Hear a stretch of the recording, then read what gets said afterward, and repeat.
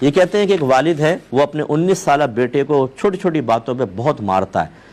ابھی last time وہ کہتے ہیں کہ ایک بڑا سا تالا کہیں سے لیا تھا, اس میں چابی کا گچھا بھی لگا ہوا تھا, وہ تالا کھینچ کے مارا بچے کو. اب لگا نہیں لگا یہ تو نہیں بتایا, لیکن کہتے ہیں کہ بیوی اس سے بہت ہرٹ ہوئی اور اس نے کہا کہ اب مجھے طلاق دے دو, میں تمہارے ساتھ نہیں رہ سکتی کیونکہ تم بچے کو مارتے بہت زیادہ ہو.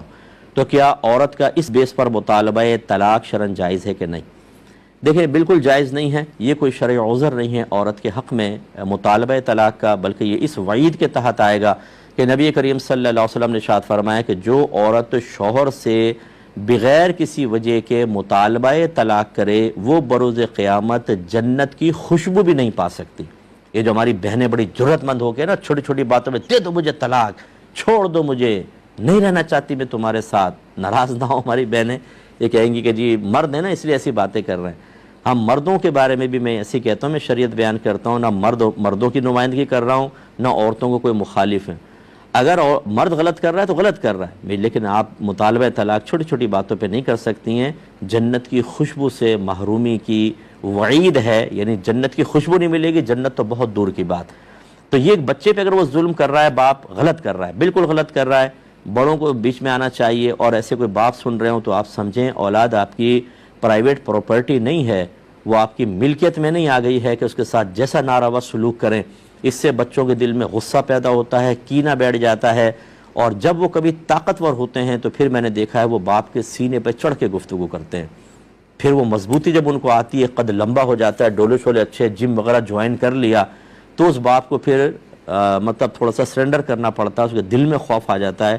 یہاں تک ہمارے پاس کیسز آئے ہیں کہ باپ نے پھر مارنے کی کوشش کی تو بیٹے نے ہاتھ پکڑ لیا, اور اتنا مضبوطی سے ہاتھ پکڑا کہ باپ ہاتھ بھی نہ ہلا سکا. یہاں تک اس اسٹیج تک بچوں کو اس بدتمیزی پر اور اس بدتمیزی کے نتیجے میں جہنم کا راستہ دکھانے میں کس نے کردار ادا کیا؟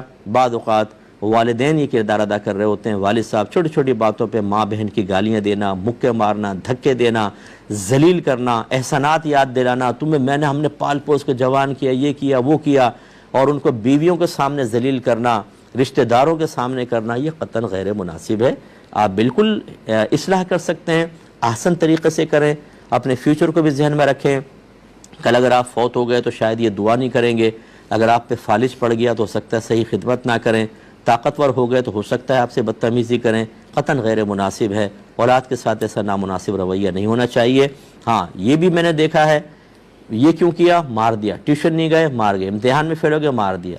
لیکن آپ کے نبی نے فرمایا بچہ 7 برس کا ہو جائے تو اس کو نماز کا حکم دو, 10 برس کا ہو جائے تو مار کر نماز پڑھاؤ. وہاں پہ نہیں مارے گا باپ, تو وہاں پہ میں نہیں کہتا ہوں آپ ماریں. نبی کریم کا بھی مقصود نہیں ہے کہ اس کو پکڑ کے آپ ڈنڈے ڈنڈے ماریں, مراد یہ کہ سختی اور شدت میں اضافہ کریں. 10 سال کی عمر میں ہو جائے تو دینی معاملات میں کرنا چاہیے. دنیاوی معاملات میں بچوں سے ہوتی ہے غلطی, پیار سے سمجھائیں, محبت سے سمجھائیں. اور ٹین ایج ایک ایسی ہوتی ہے, اس میں ہارمونز چینج ہو رہے ہوتے ہیں, اور اس میں بغاوت ابھرتی ہے, ضد ابھرتی ہے بعض اوقات. اور پھر اگر وہ بچہ رشتہ داروں میں غلط قسم کے لوگوں کے درمیان بیٹھ گیا, وہ باپ سے اینٹی کر دیتے ہیں, اتنا باغی کر دیتے ہیں کہ بچہ بدتمیزی کرتا ہے. اب یا تو باپ جائے گا اور یا بچہ جائے گا, اور یا پورا خاندان ٹکڑے ٹکڑے ہو جائے گا. یہ غیر مناسب ہوتا ہے.